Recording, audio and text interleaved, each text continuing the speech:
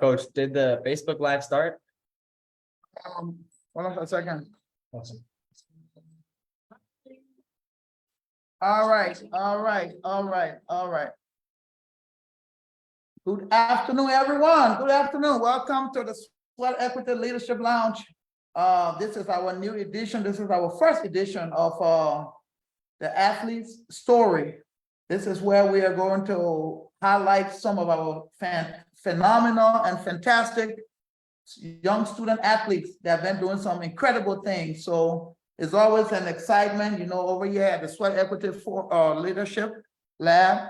We are all about making young people better, and not only making them better, but also extracting some value from them, because collectively is how we are able to move the needle forward.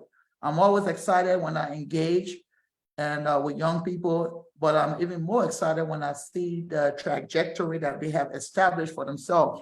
So I'm excited this afternoon to introduce you to a fantastic, amazing, and special young man, and his family probably watching, and I want to bring his story out. He's going to be the first episode here for the Athlete's Story.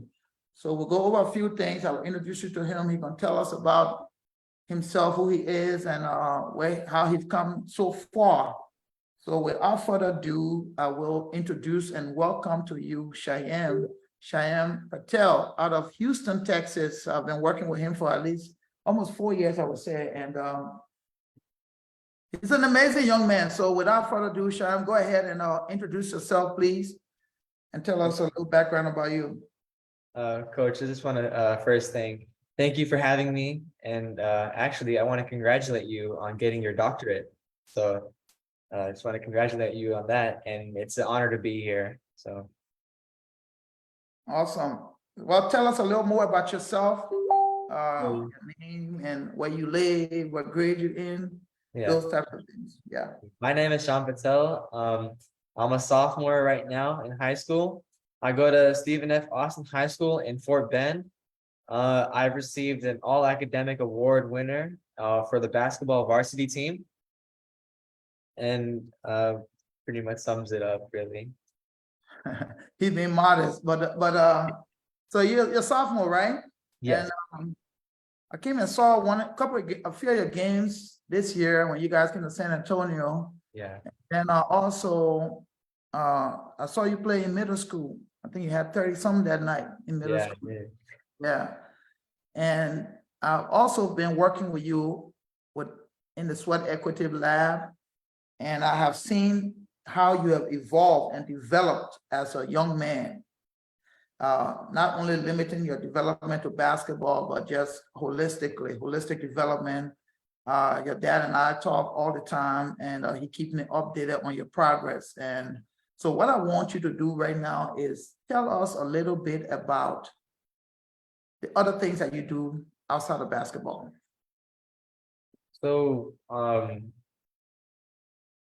other things that I've been doing, like outside of basketball, I mean, really, I think my goal for this summer is to get stronger in general, because I think for my freshman year of high school, I was about maybe 145 pounds, and then I've gained 15 pounds of muscle over the past summer, and getting stronger, faster, and more athletic is the goal. And just like going to the weight room, it's like a big goal of mine. And then outside of basketball, it's mainly schoolwork.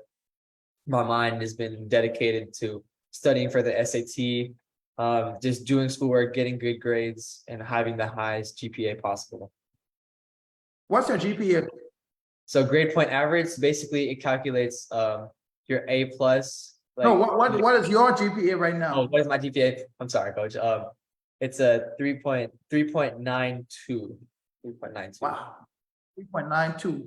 And you are taking some honors classes, right? Yes, I am. So the honors classes I'm taking is AP World History and Chem AAC. So chemistry AAC. You love chemistry? Yeah, how's chemistry? Do you love chemistry? It's one of the second best subjects that I have. It comes after math. Math Love is math. my, like best subject, and then chemistry comes after that. So what do you do with the band? Is it a band? What is it yeah, what is it? Tell us about that. So for band, I actually stopped playing band as soon as I came to high school because it was like conflicting with basketball. But it's shown me adversity. Band has shown me a lot of adversity because in the summertime we would be in the heat and we would be marching. It was marching band, really. We would be marching through the parking lots, learning a lot of stuff, and you had to have some mental capacity to fight through it. Like you're tired, but you have to have the mental capacity to get through it. And it showed me a lot of grit, and you had to have a growth mindset doing band. So that actually really helped me a lot. And then one more thing I want to highlight before we get into the actual questions in basketball. During the COVID, you did some work to contribute to contribute to current knowledge. What is it that enlighten me and the people that are watching? What is it you did? I think you were in the 7th or 8th grade. Was it 8th grade now? It was beginning of 7th grade that it was COVID year. Tell us a little bit about that project that you worked on. So that you did a presentation on. You know what I'm talking about? Was it the COVID video that I made, or? Yes. Oh, yeah. So that COVID video was about the Junior Breakthrough Challenge from Khan Academy. So Khan Academy is one of the most known education schools in the whole world. And it was basically created by them to make students make changes or describe information that people don't know about the world. And obviously COVID was a big one. So but my video was about COVID-19 and how like the virus was contracting into people's bodies. And it was basically spreading the knowledge of COVID. And throughout that, I even learned personally about COVID and how dangerous it really was and what proper precautions I needed to take. So that was basically a really big one that I created. Awesome. I watched that video and I thought it was incredible. A young man at your age and your grade being so involved in helping to reveal information that was helpful to the larger world. But let's get into the main reason we are here. I think it was 3-4 years ago at the John Lucas camp. Yeah. And the camp was finished that weekend, and your dad, in concert with a couple other dads, and bless his heart, so may his soul rest in peace. Well, JR's dad, Ian Parham, had since passed, but I think it was Ian that stopped me, and your dad was right there, and Scotty's dad, and they asked me to work with you all. I think you guys were in the 6th grade, if I'm not mistaken. Yes, And you're right. Yeah. I mean, to work with you all. So we built that relationship. You guys came to Houston as a group, a couple of weekends. We did some training. I, in turn, came over to Houston myself and did some training. And to be honest, yeah, you were probably one of the slowest guys in the gym at that time. Yes. But which kind of gave segue into this. So the question here is, tell us about your basketball journey, how it started, what has inspired you to work so hard to become to this point right now where you can really, watching you play, you can get to any point on the court. You can shoot it, you can defend, you can rebound, you have tremendous IQ. So tell us how, in a matter of 3 years, 4 years, you developed from virtual obscurity to, I can say, national prominence. Because yes, if people pay attention to basketball, they should know who you are. Yeah. Tell us about that. What evoked that? So starting off the basketball journey, like ever since we met at the John Lucas camp, the middle school combine back in like 2017, I think, I admired your passion and your giving back to the community, along with great personal attributes and such great work ethic, grit, and perseverance. I just want to say one more thing. You are like a true model to me, and having you a part of my journey is definitely a blessing. Yeah. Thank you. So my journey and passion for basketball started when I was very young. My parents think that it was right when I started to walk at around 10 months, 11 months. When I look at old photos of myself at that age, I think I had like a Fisher Price basketball hoop and a ball. I can't remember how far back that was, but my parents tell me stories about like how like I was fascinated with the basketball, how I was like gravitated towards it. And I had other toys, but apparently I was preferred to play with the basketball or soccer ball. I'm not sure if it was either nature or nurture, but like either way, basketball became a really big part of my life. So just continuing on with that, my first organized sport was soccer, and I played that at 4 years old. And my mom enrolled me in it, and I thought it was fun, but my mind was like already set on basketball. So I started off in local leagues and tournaments, beginning with I-9 Sports, FBBA, different church leagues, and then I moved on to AAU. So over the years, I played for Texas Rookies, Future Phenoms, Team Harden, Invictus Elite, Next Generation, G4G Elite. So right off the dribble, basketball became a big passion. I worked hard, practiced daily, and focused on improving my fundamentals. And I did this because it brought me joy. And then moving on to middle school, I got selected to play on the 7th and 8th grade A team. And now in high school, I'm playing on the varsity level as a sophomore. And it's been incredible so far. And that I am grateful for every moment and the wonderful memories I've made with my friends. Great, great, man. And congratulations on all those achievements, because playing varsity as a sophomore is not a cakewalk. And playing on the A team, I know where you live, what part of Houston you live in. And yeah, there's some real ball players in that area. So to stay relevant and stay competitive, that's a testament to your work. Which brings me to the next question. Tell us of what things that you work on outside of the gym, of practices, what things that you personally work on. What your workout regimen outside of the gym look like your push-ups, sit-ups, your sprints, whatever. What does your regimen look like? Yeah, so basketball has become a passion towards me, and I know that I have to get better by doing other stuff other than shooting, passing, dribbling, working on those kind of stuff, working on strength. Uh, those are some big things. So outside of like basketball, I've been doing strength, conditioning, and plyometric trainings with my trainer Jump God at least twice a week. So that's making me a lot more stronger, faster, and more athletic. So and also learning from your mistakes. So basically watching game film and identifying areas that I need to improve on.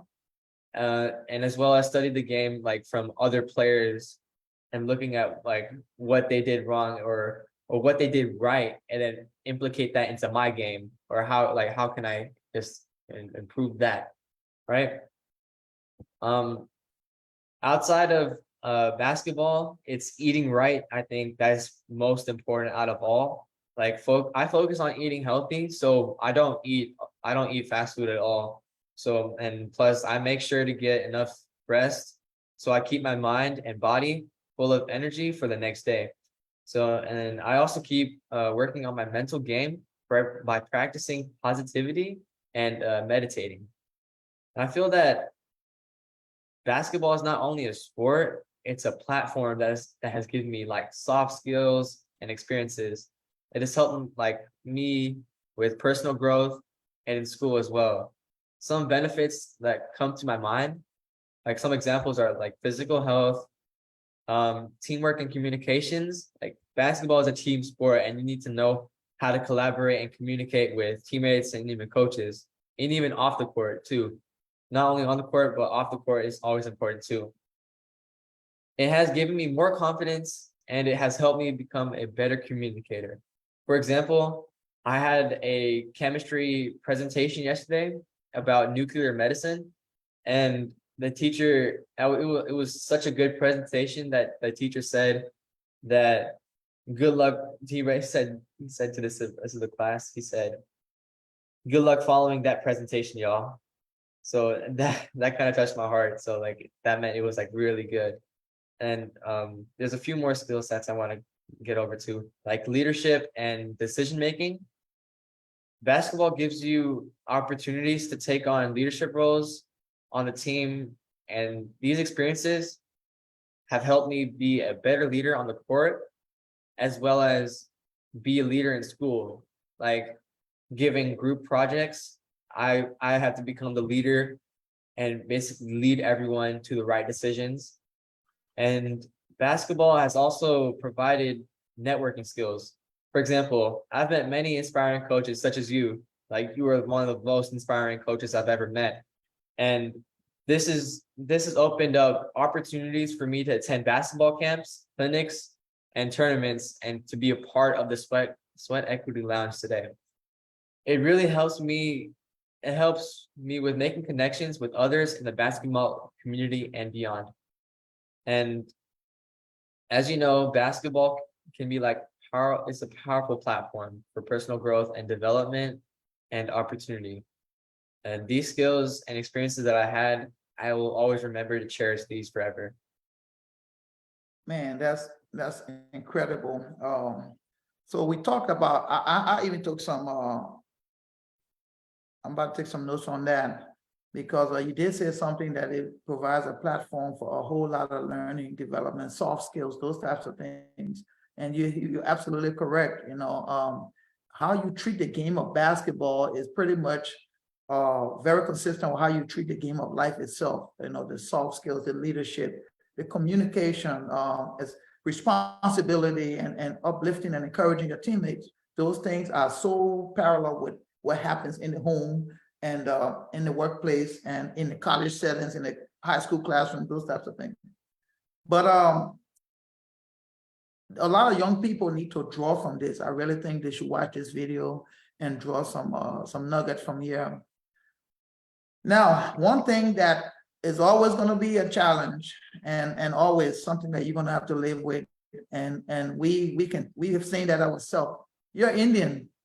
Yeah. And to the naked eye, you don't look like a basketball player. Yeah. Most people.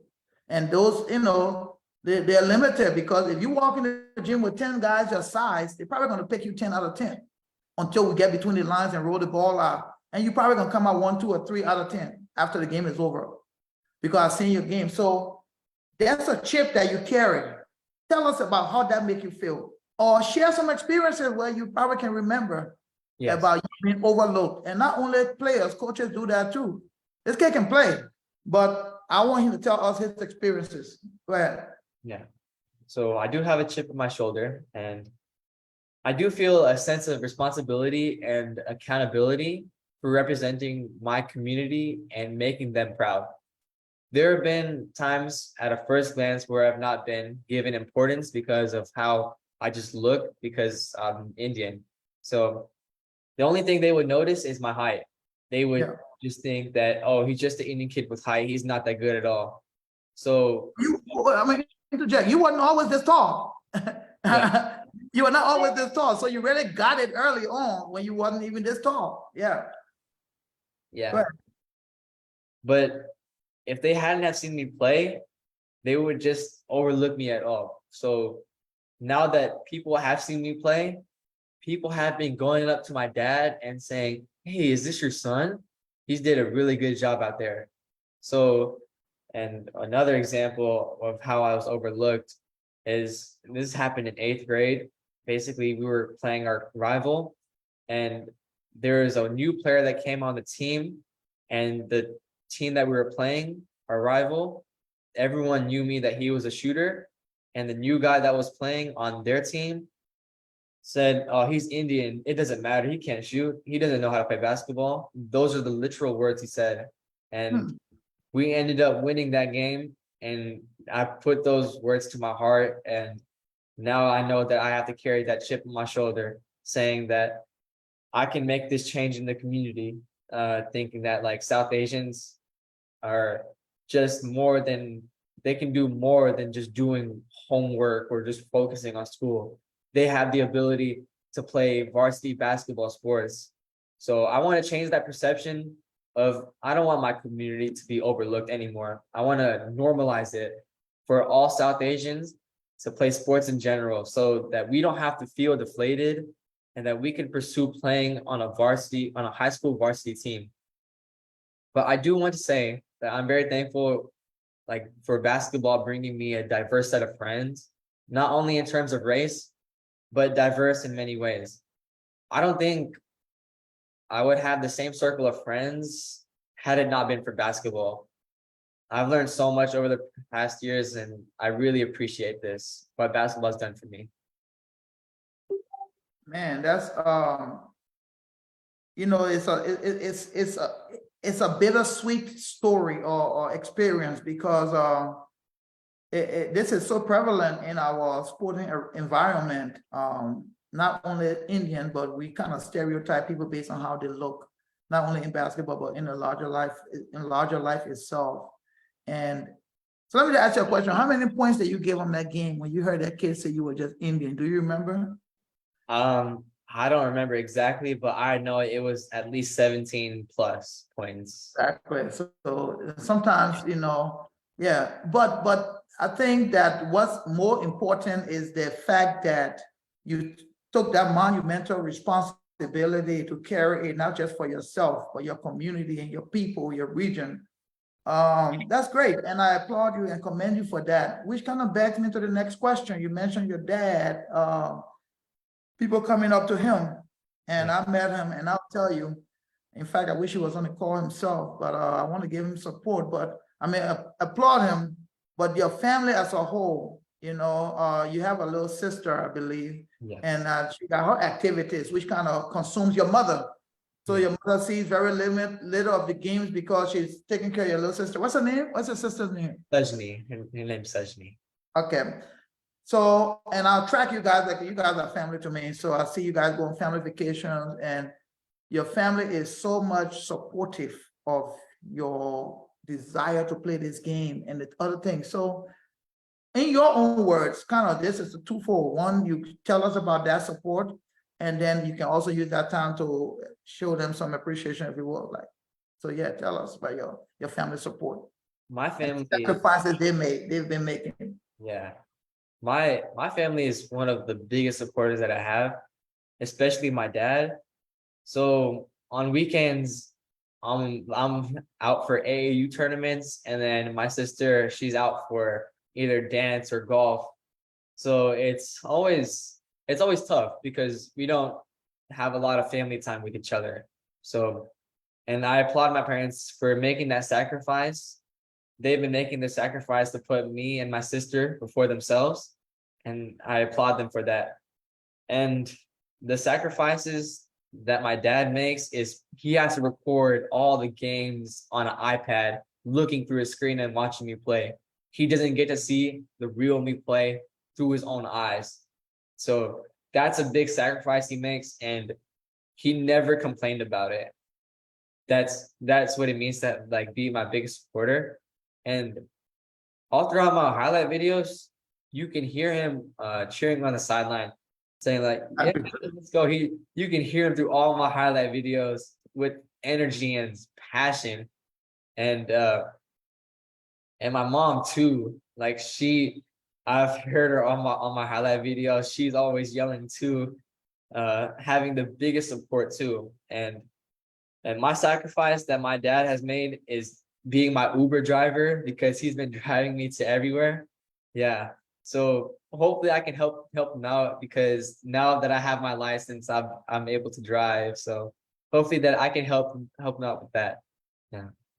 So that's good, man. That this is all positive. I'm getting the goosebumps and everything. But let me tell you what you just said. I'm gonna elaborate. Yes, your dad always recorded. He's taking that tripod, the camera around and recording, and in the meantime, trying to cheer you on. And it is a tremendous sacrifice because sometimes you want to see your kids play naturally. But I will tell you something that your dad does that affected me, that got us here today, is cultivating those relationships. Yes. From the time I met that guy said, look, I mean, you were in the 6th grade then, you wasn't 6 feet tall, 6 feet 4 inches tall. So you were the slow little young guy among the bunch for most people. If your dad had not presented that first image, that honest, genuine handshake and say, hey, brother, you know, he always say, hey, brother. And for I don't know how it affects other people, but for me, when a man for different origin, descent, and looks at me and calls me brother, I don't take that lightly. And since that time, sometimes you don't even know sometimes the things that he do for me. Sometimes I will call him and say, hey, can you put a flyer together for me, like next week? And he will put it together that night. And this young man is so incredible. He's humble, he's friendly, he's genuine. And your family I've gotten so close to your father, like he's my brother, makes you my nephew.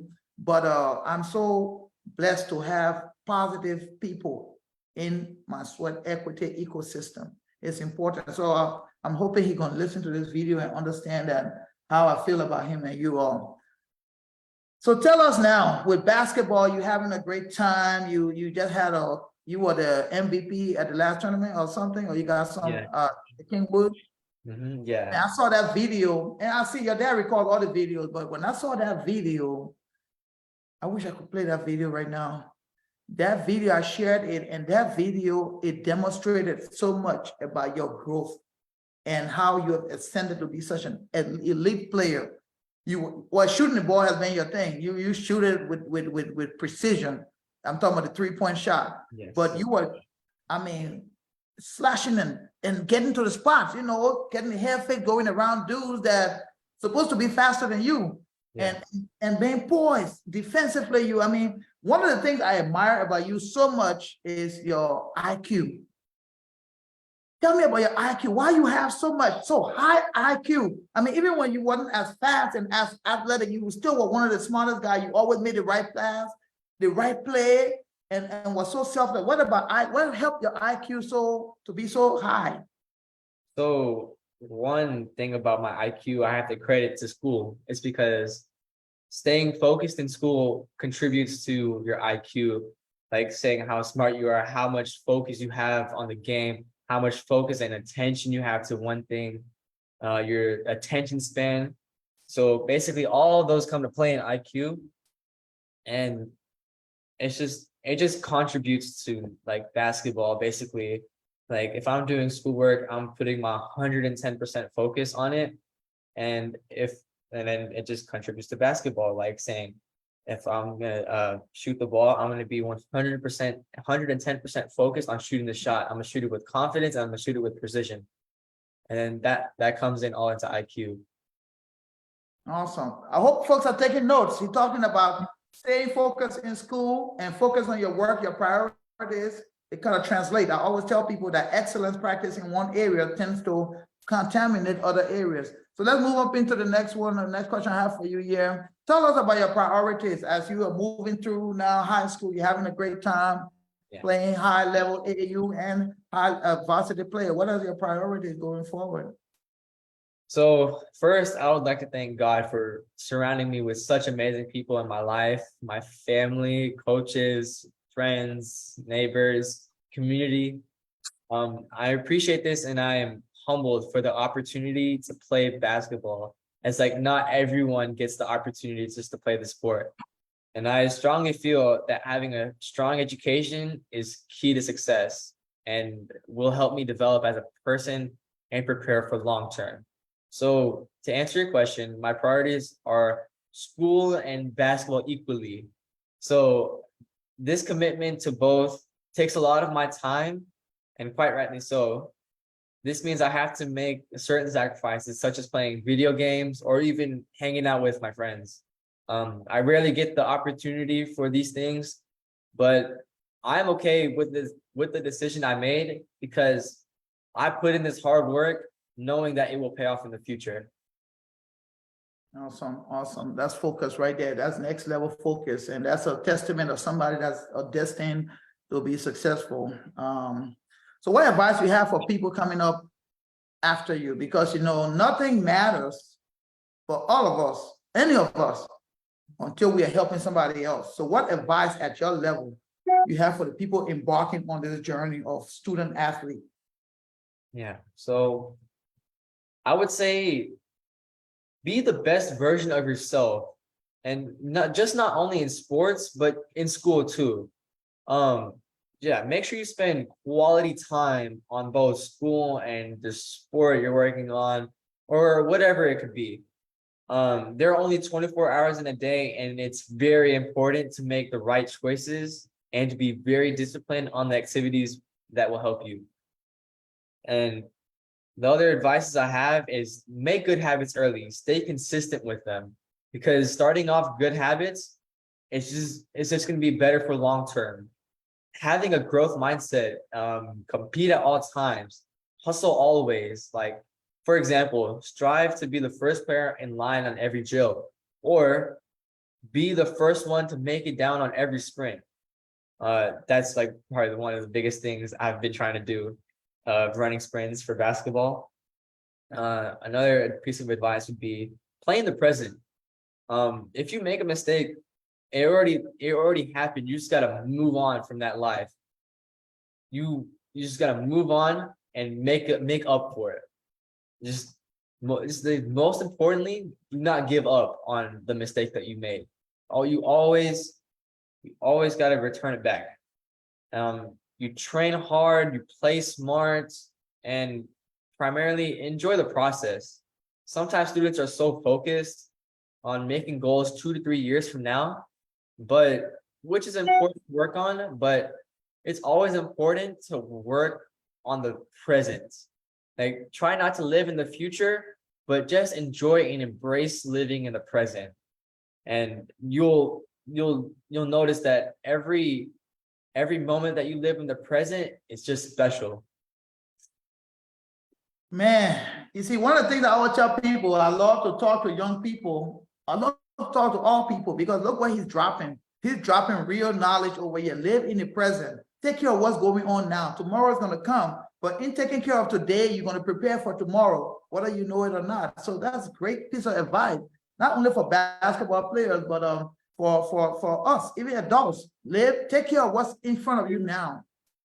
So let's go to the next one. We got the NBA playoffs and the Golden State Warriors. Oh, matter of fact, let me just read some comments. A lot of people following, and somebody said, I'm really learning so much tonight. I'm following closely all the way from Africa. Congratulations to you. And then people agreeing with your comments. 2 people have shared already. So you are doing a fantastic job, young man, helping share knowledge on this platform tonight. So let's take it to the next question because we got a few minutes left. What's your favorite team, college-wide? Favorite player and why? NBA, the tournament's on right now, and the Lakers just got a big win. So tell me who you following, who you like in college, and just those types of things.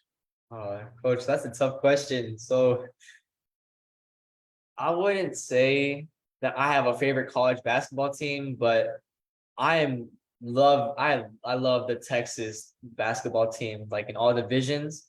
But I have to say, over the years, U of H has caught my eye, seeing their progress that they've made over from the year that they made it to the Final Four in 2020 to now. It's incredible. Coach Sampson, he's a great all-around coach who's created a powerhouse school throughout the years. And I believe they are one of the most improved teams throughout the NCAA.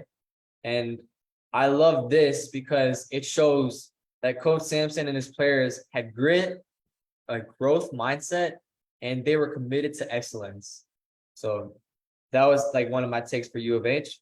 And now for favorite NBA teams, for NBA teams, I love the Houston Rockets because it's local. It's just my favorite team growing up. But skill-wise, offensively, I would say that the Golden State Warriors are probably like one of my favorite teams to watch and play, because Golden State, they play the same style that my team G4G Elite plays, and we all can shoot, and we are all able to move around, creating other opportunities for everyone to shoot the ball or just to get open. Like it's very hard to guard Golden State because everyone is moving around, setting screens, and it's really incredible how they do it. So what we do, G4G Elite, we replicate it and basically we move around, set screens, and basically that's our gameplay. Just move the ball around as quickly as possible because the ball travels faster than a human does. That's what my coach tells us. He said, if you push the ball and push the tempo, there's no way no one can stand in front of us because it'll be really easy for us to beat them.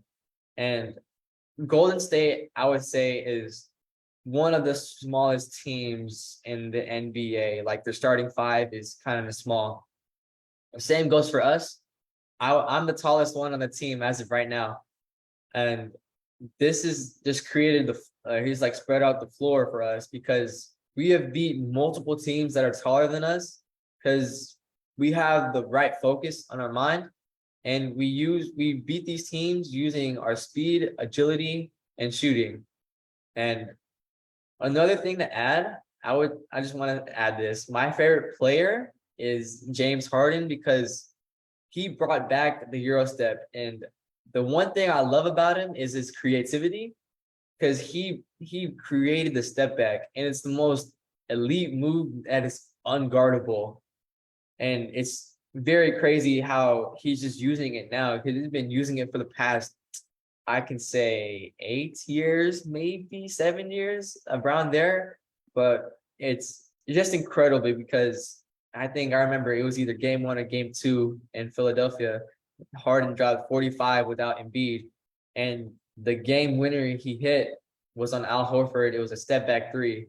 And it was just incredible because how much space that he could create and get the shot off, it was just amazing. And I think 21 out of his 45 points were all step back 3s.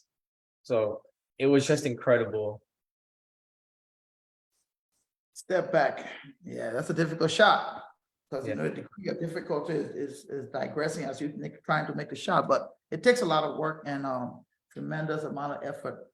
But you mentioned G4G. I want to take time to congratulate Coach David Moninlo for what he's been doing with you guys over the since I've been knowing you guys, I think 4 or 5 years now.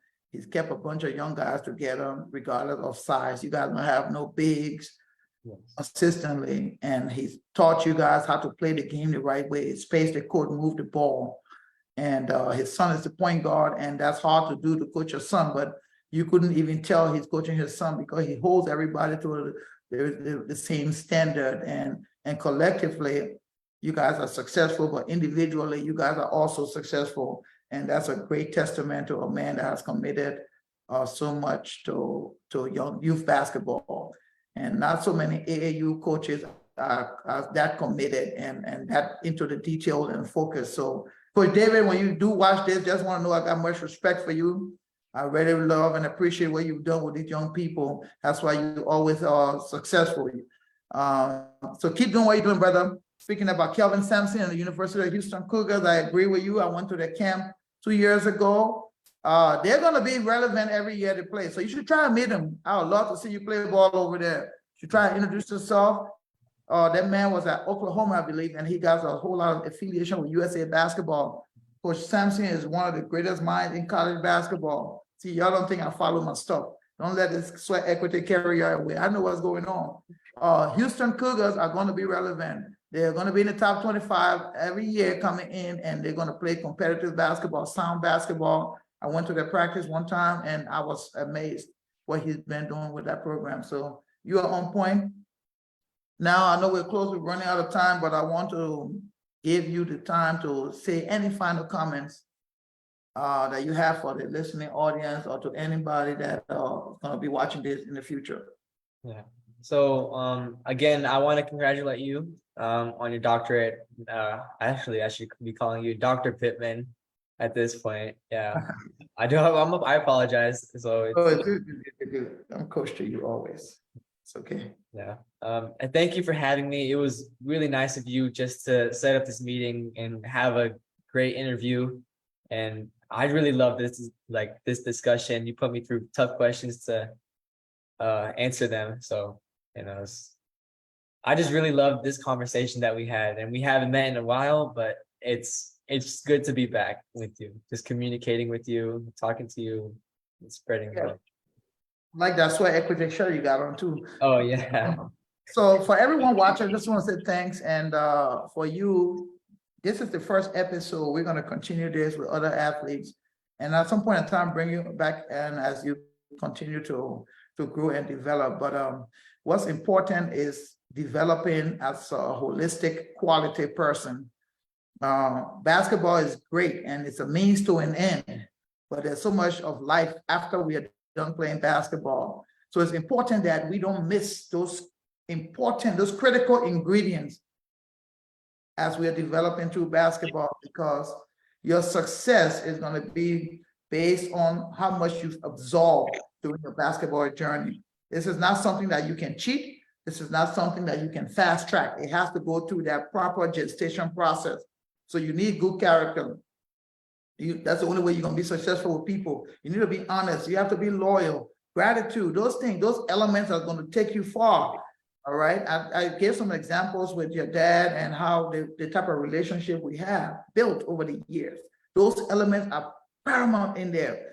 All right. Then another thing, you have to be sound academically, or else you're going to miss opportunities. So the reason I made you the first athlete on this platform is because I've dealt with so many young people, men and women, and I have some fantastic people. I have a young lady in the Air Force Academy. I have Javon Tolliver that's going to be coming on next at Steele High School. You probably know him. Again, if between you and Javon up there, I don't know, my top two favorites, my heartbeats out there as far as my kids that I've trained. And you guys are right up there with the kids that I know are going to be very successful in this game of life. I have no doubt that the path that you're on, you're going to play basketball, you're going to play in college, you're going to go beyond that. But more importantly, in life, you are going to be an epitome of success, what it looks like. So take that mantle, take it proudly, and make sure you reach back every opportunity you have and bring somebody else along so that way they too can tell your story as your legacy. Thanks everybody for watching us, and thanks to your family. We thank God for the opportunity. Have a great Saturday. You too. All right. All right. Thank you.